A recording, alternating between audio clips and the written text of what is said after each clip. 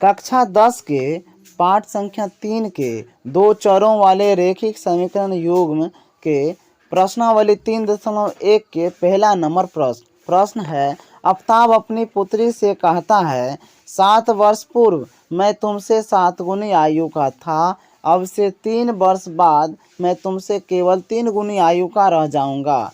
क्या यह मनोरंजक है? इस स्थिति को बीजगणित एवं ग्राफ के रूप में व्यक्त कीजिए। चलिए हल करते हैं। माना कि आफ्ताब की वर्तमान आयु बराबर x वर्ष है और उनकी पुत्री की वर्तमान आयु बराबर y वर्ष है।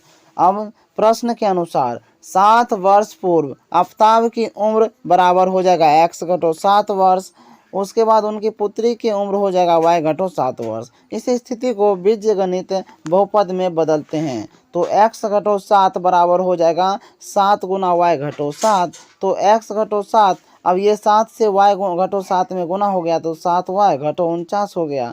उसके बाद x घटो 7y बराबर 7 घटो 49 करेंगे। इसको मतलब एक चर को चर के तरफ लाएंगे, अचर को अचर की तरफ लाएंगे तो x घटो 7y बराबर हो गया घटो 42। ये पहला बहुपद, पहला समीकरण मतलब बन चुका है। अब प्रश्न के अनुसार 3 वर्ष बाद आफ्ताब की आयु x जोड़ 3 वर्ष हो जाएगा और उनकी पुत्री का आयु y जोड़ 3 वर्ष हो जाएगा। तो इसको भी बहुपद में बदलते हैं तो x जोड़ 3 बराबर 3 गुना y जोड़ 3 हो गया। तो अब 3 से y जोड़ 3 में गुना किए तो 3y और 9 हो जाएगा। x जोड़ 3 बराबर 3y जोड़ 9 हो गया। उसके बाद x घटो 3y बराबर 9 घटो 3, तो x घटो 3y बराबर 6 दूसरा समीकरण हो गया। दोस्तों मतलब चर को चर की तरफ, अचर को अचर की तरफ लेकर के समीकरण बना दिए। अब हमें दो समीकरण प्राप्त हो चुका है। पहला समीकरण x घटो 7y बराबर घटो 42, दूसरा समीकरण x जोड़ 3y बराबर 6। तो इनको चलिए ग्राफ विधि पे दर्शाने के लिए, मतलब ग्राफ पे दर्शाने के लिए क्या करेंगे, इन समीकरण का कुछ मान निकालेंगे। चलिए समीकरण 1 में मान लेते हैं कि y बराबर 12 और 0 है। इसमें कोई भी ऐसा संख्या मानेंगे जो संख्या इन संख्या से मेल खाता हो। आप कोई भी संख्या मान सकते हैं। तो चलिए हम y बराबर 12 और 0 मान लिए तो x बराबर हो गया घटो 42 जोड़ 7y। तो x बराबर घटो 42 जोड़ 7 गुना y के मान 12 माने हैं तो 12 हो गया। तो अब यहाँ बरसते 84 हो जाएगा। x बराबर घटो 42 जोड़ 82, तो x का मान हो गया 42, मतलब घटो 42 में 82 को जोड़ दिए तो हो गया 42। अब दूसरा मान 0 है, चलिए ये भी मान लेते हैं। तो x घटो 7y बराबर घटो 42 में y का मान रखते हैं। x बराबर घटो 42 जोड़ 7y, तो x बराबर घटो 42 जोड़ 7 गुना 0 हो गया। तो x बराबर घटो 42 जोड़ 0 हो गया तो x बराबर 42। अब हमें संख्या प्राप्त हो चुका है, x और y का मतलब संख्या प्राप्त हो चुका है। 12 मानने पे 42 आया, 0 मानने पे घटो 42 आया। तो चलिए इनको लिख दिए। दूसरा समीकरण x घटो 3y बराबर 6 में y का मान लेते हैं हम। चलिए इसमें भी 12 और 0 मान लेते हैं। कोई और संख्या भी मान सकते हैं, आप 0 मान सकते हैं पहले, या 2 मान सकते हैं, 6 मान सकते हैं, 8 मान सकते हैं। इस प्रकार की संख्या मान सकते हैं। मतलब कोई ऐसा संख्या मानेंगे जो इन संख्या से मैच खाता हो, ऐसे संख्या मान करके हल करेंगे ताकि ग्राफ पे दर्शाने में आसान हो।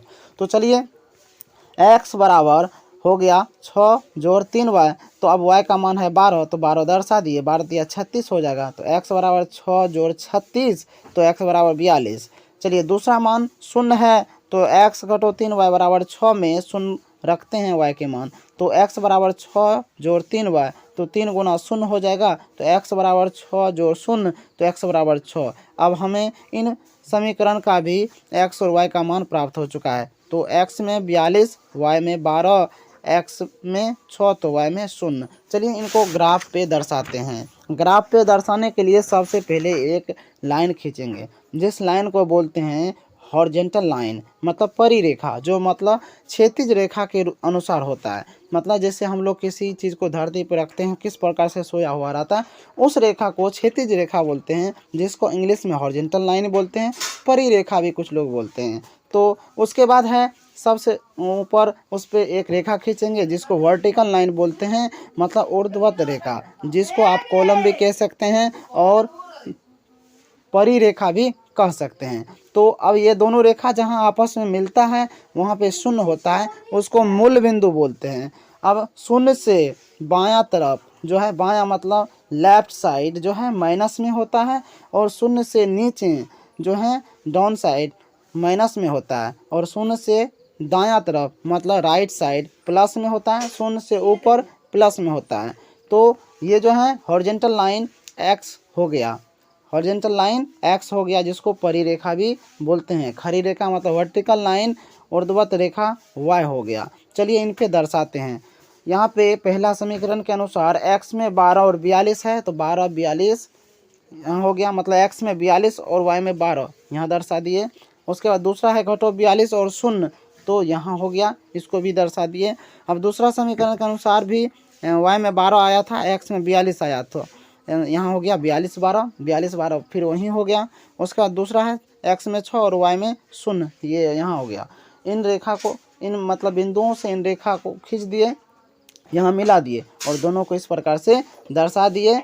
और यहाँ पे लिख देंगे कि इस समीकरण का ये लाइन हो गया, इस समीकरण का ये लाइन हो गया।